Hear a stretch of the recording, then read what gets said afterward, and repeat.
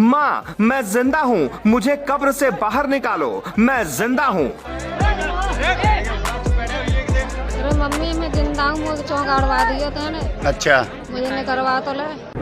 वो बेटा जो मरने के बाद माँ के सपने में आया और बोला, माँ मैं जिंदा हूँ, मुझे कब्र से निकालो। फिर जो हुआ वो देखकर आपके रोंगटे खड़े हो जाएंगे, आपके पूरे शरीर में सिहरन दौड़ जाएगी।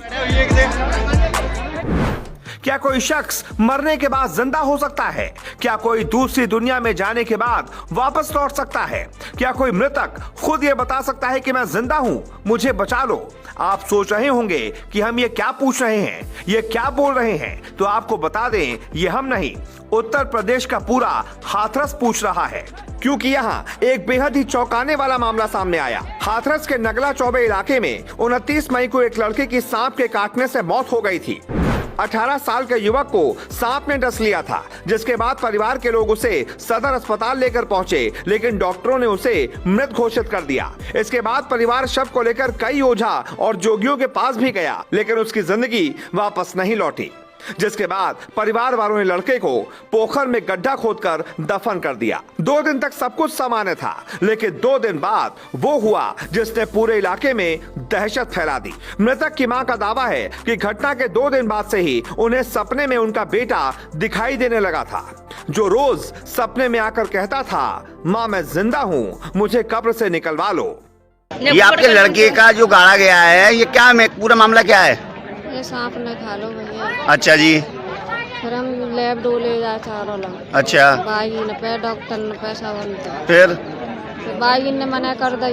अच्छा। फिर ला के हमने घर रख लो, फिर सवरे कह रहे अब लगा दे जाए। अच्छा, फिर उसके बाद क्या हुआ? अब इनको निकाला क्यों जा रहा है? सपने दे रहे रोज के। क्या कह रहे हैं? अरे मम्मी मैं जिंदा हूँ, मुझे चौंक अड़वा दिया था। अच्छा, मुझे नहीं करवा तो ले। ये सपने से क्या आपको ही आते हैं? घर में सबों को आते हैं? घर में आता है, मोहल्ला वाले लोग आते हैं, झाड़ू वाली आए। अच्छा, हाँ। तो फिर उसके बाद आपने क्या किया?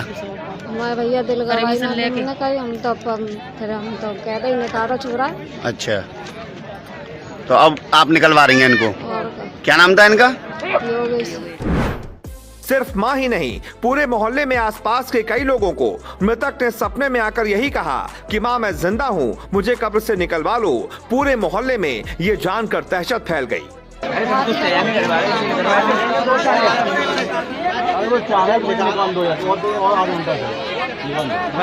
संतोषी तो हो जाएगी, थोड़ी सी निकलवा दो इसको।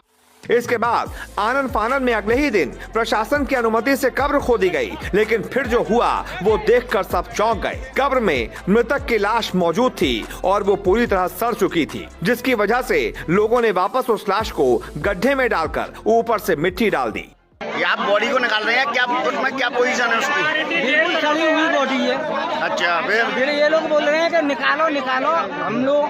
हमने इन लोगों से बोल दिया था, मैंने की भाई बॉडी सड़ी होगी तो हम लोग निकाल नहीं पाएंगे। अच्छा, इन लोगों से बोल दिया मैंने की हाथ इसका नहीं निकलेगा, और मैंने की पूरी बॉडी सड़ी हुई है आपकी, अगर आप लोग और प्रेशर गिर रहे हैं तो हम निकाल देंगे, ऐसी कोई बात नहीं है। निकालो ना भैया, फिर समझ गए? तो अब क्या पोजीशन है? अब बिल्कुल पोजीशन ये है कि सड़ी हुई बॉडी है।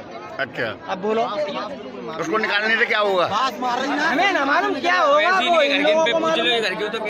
युवक की मां के मुताबिक यही सपना उनके 12 और भी रिश्तेदारों को आया था। इसी वजह से महिला ने अपने बेटे की कब्र खोदने की जिद की और प्रशासन से अनुमति मिलने के बाद कब्र खोदी भी गई। लेकिन जैसे ही कब्र खुदी, महिला का भ्रम टूट गया। उनका बेटा जिंदा नहीं था, बल्कि उसकी लाश बुरी तरह सड़ चुकी थी और इसी के साथ एक माँ की सारी उम्मीदें चकनाचूर हो गईं। वो सोच रही थी कि शायद उसका बेटा जिंदा होगा, तभी वो सपने में आकर ऐसा कह रहा है। लेकिन जैसे ही गड्ढा खुदा, जैसे ही कब्र खुली, माँ की सारी उम्मीदें हमेशा हमेशा के लिए उसी कब्र में दफन हो गईं।